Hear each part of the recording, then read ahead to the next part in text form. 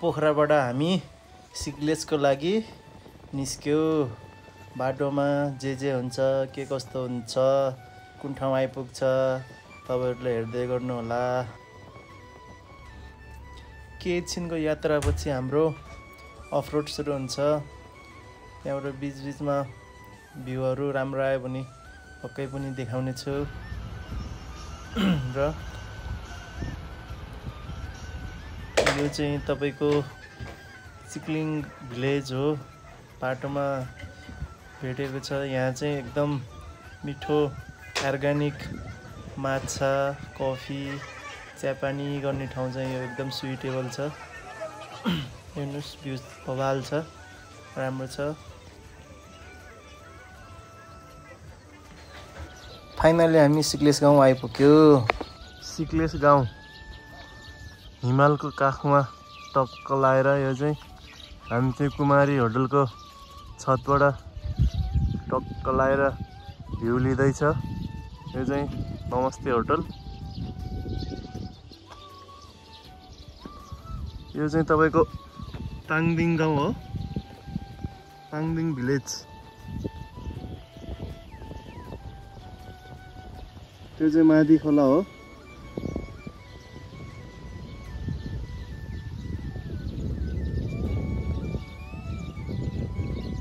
आज चाहिँ हाम्रो यात्रा हुनेछ सिक्लेस टु कोरी।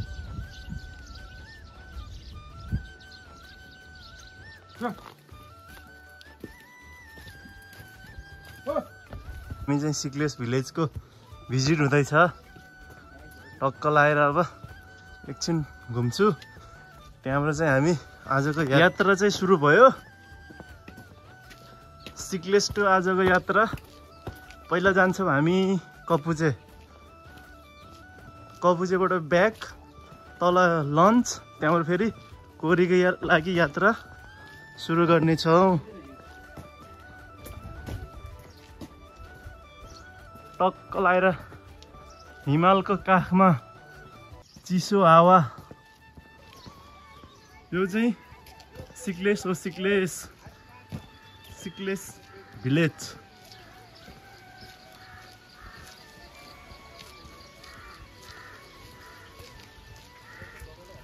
वहाँ चाहिँ हाम्रो सोल्टी अगाडि टक्क लाएर अलमोस्ट अब हामी सिक्लेसलाई छोडेर कपुचेतिरको यात्रा लम्ब्याउँदैछु। हेर्दै गर्नु होला। अगाडि चाहिँ मेरो सोल्टी कुमार सोल्टी चाहिँ टक्क लाएर जाँदै हुन्छ। म चाहिँ पछि जाँदैछु।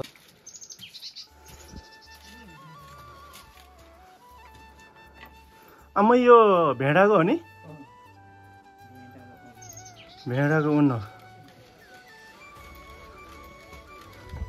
धेरै राम्रो बन्दो रहेछ है।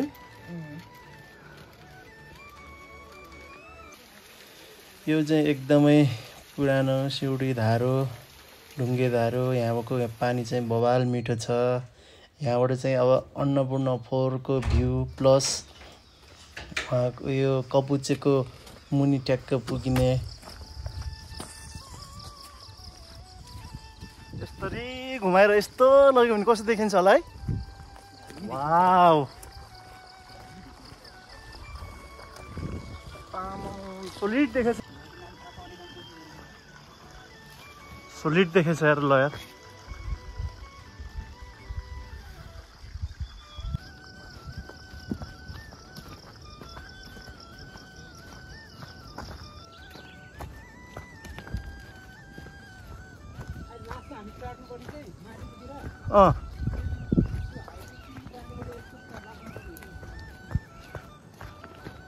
अब हामी टक्क लाएर यो बाटोबाट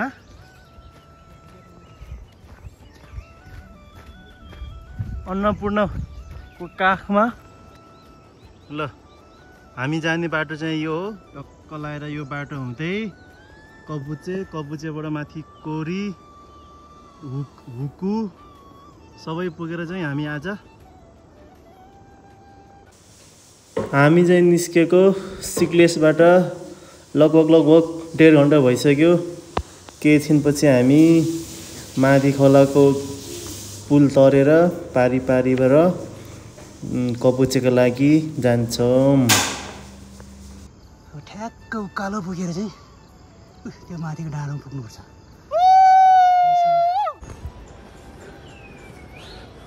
पसिना बहुत निस्केको अवस्था। अलमोस्ट हामी अब चाहिँ कपुचे पुग्नलाई आधी बाटो हिँडिसक्यो।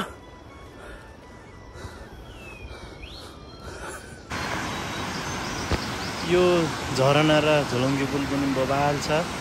यहाँ चाहिँ हाइटो पार्कको लागि चाहिँ नेपाल आर्मी सरहरू पनि बस्नु भएको रहेछ। खुसी लाग्यो यो लोकेसनमा चाहिँ। जोस् यो झोलङ्गी पुल र झरना बबाल लाग्यो।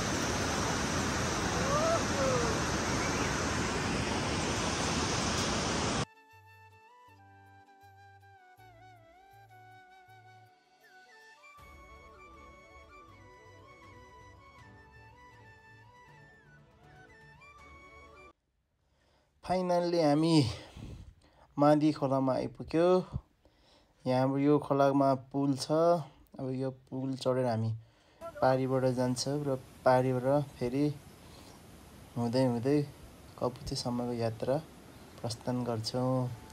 हजुरहरू हेर्दै गर्नुहोला।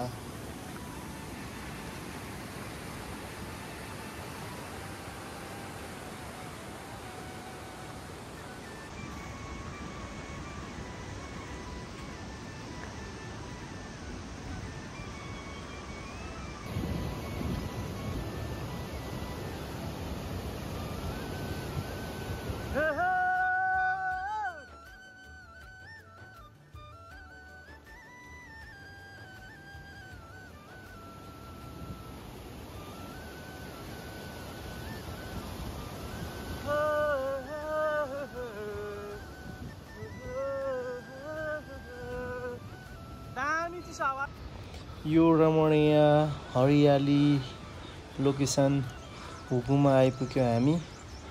हुकुको लोकेसन दामी बबाल छ। हेर्न सक्नुहुन्छ तपाईँहरू पनि। यस्तो ठाउँमा यत्तिको बनाउनु भनेको त बबालै हो। यो चाहिँ हुकु हो।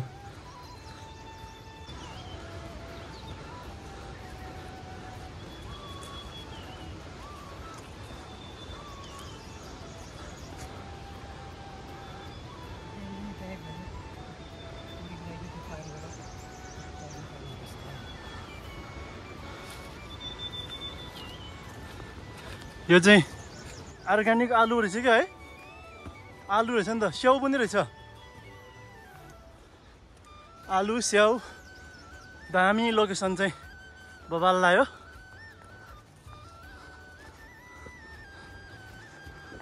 हेर्नु वाइफाईको एभाइलेबल पनि टक्क लाएर।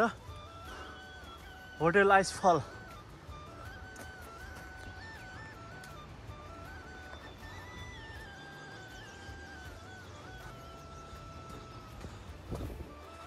वाह गुन्द्रुक।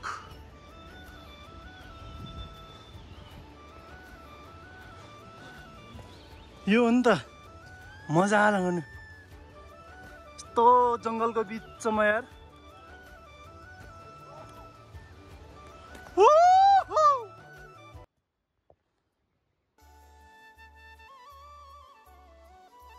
करिब करिब कपुचे आइपुगेको अवस्था। तर हल्का लहरीले यहाँ खुट्टा दुखेर कन्डिसन ब्याड भयो लहरीको। फाइनल्ली ल कपुचे ताल चाहिँ आइपुग्यो।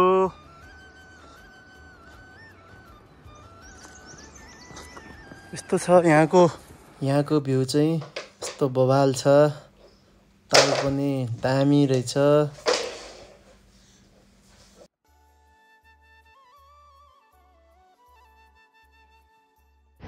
ठुलोमा पनि हुँदो छोरो। आयो आयो आयो आयो आयो आयो। अलि यताबाट निस्किनु पर्ने क्या है।